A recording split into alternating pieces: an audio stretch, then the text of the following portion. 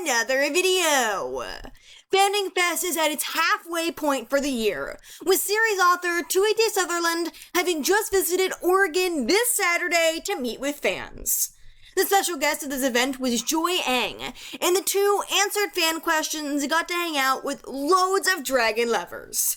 Some huge Wings of Fire news was revealed during the big panel of the day, as we just got to find out some of what happens at the start of Book 17.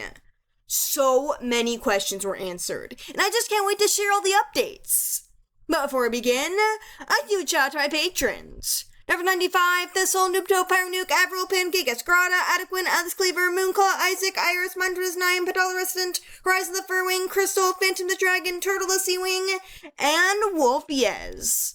Thank you all so much for supporting me. Links to their social medias are in the description down below.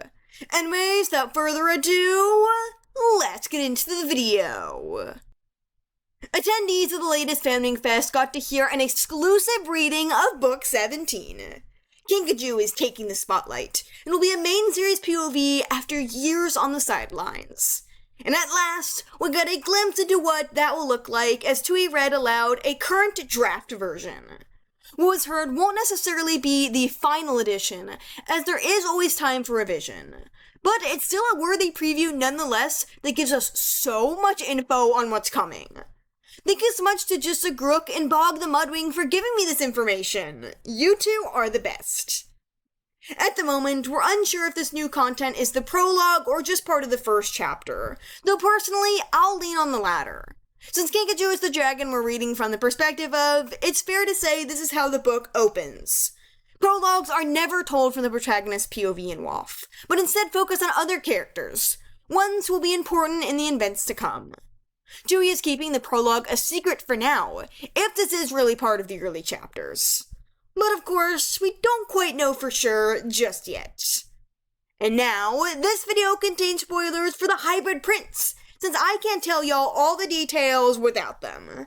Let's get into what happened on these pages, because it answers so much of what we've majorly been asking. The sneak peek opens with Kinkajou working on a story. We'd previously seen her writing in the guidebook. Now that she can read, scrolls are a huge passion for her. There's a lot of creativity in this RainWing dragonet. Kinkajou starts her story by making it about a dragon of her own tribe that loves everybody, but quickly begins to revise it. We learn this sort of self-insert, basically, or at least a way for her to put her feelings into a character. Even the darker thoughts. Kinkajou then describes the RainWing dragonet as having gray scales, and says they love almost everyone. The book reads, which is fair, right? I mean, who could love every dragon? Some of them are really hard to like. She harkens the change back to her experiences with 𝙈𝙊𝙍𝙁𝙁, the Nightwings on the volcano, her tribe mates that didn't know she was missing, and Chameleon. Characters who hurt her in the worst ways. Man, it is so sad to see Kinkajou like this. The preview says that she loved them, her tribe mates, a little less than she normally did, following her disappearance and how nobody was looking for her. Kinkajou grows frustrated over how her story was starting to turn much darker than she planned. As she contemplates showing her current progress to Moonwatcher, we learn that she might be working on the same piece that ends up in the guidebook. Kinkajou had a portion where she crafted a tale of her own. The lore of the official guidebook is that the Dragonets of Destiny were putting together the ultimate collection of Pyrian and Pantalan history. Members of each tribe were tasked to create or find all kinds of things that would represent them, their culture, or their past. We got to check out excerpts from the Book of Clearsight, saw some traditional Icewing dishes, read old scrolls, heard dragons talk about legends, and so much more. During the RainWing bit, Kinkajou shared a piece of writing she worked on in class, confirming this novel starts at the start of Jade Mountain Academy, titled The Stupendous Story of a Sniggly Sloth. It was one of the first scrolls written by a RainWing in hundreds of years, as the tribe was just regaining literacy. That whole Grey Dragonet idea ultimately could turn into the tale of how Silver and Glory met, but from the lovable sloth's point of view instead. But here, Kinkajou tries working on later bits of the piece when contemplating showing her current progress to Moonwatcher. She ends up flipping through the blank spots on other pages. The way it's phrased has me and many others thinking this is the guidebook story she's working on. There's a possibility that it's just a school booklet that's being put together, but I'm not sure. The emphasis on there being other writers for this would align with it being the guidebook entry. In a little bit here, I'll talk about the implications of if this is before the guidebook comes out. But let's continue with the other parts of the preview. Kinkajou starts to wonder what other dragons think of her, until Moon finally asks what she's working on. Kinkajou then says she's trying to write a story of her life. But based on the intro to it, it doesn't seem like that was her initial intention. So is she changing topics? But without warning, Moon suddenly doubles over in pain. She's having another vision. She can tell Glory is in danger, and so are the rest of the queens. Kinkajou races to fly out the window because she has to protect Glory. But Moon says they need to wait to get more help. However, it's too late, because she's already leaving earshot of the Nightwing Seer. Kinkajou's wings carrying her all the way to the rainforest as fast as she can go. So, this confirms it. Kinkajou wasn't taken as part of the spell. When all the queens vanished, she simply disappeared herself on a quest to find Glory. Kinkajou can't be the sidekick now, as she's about to be thrown into herohood in a way that might change the continents forever. The real question is this: where will she go? I mean, no one can spot Glory, and now not Kinkajou either.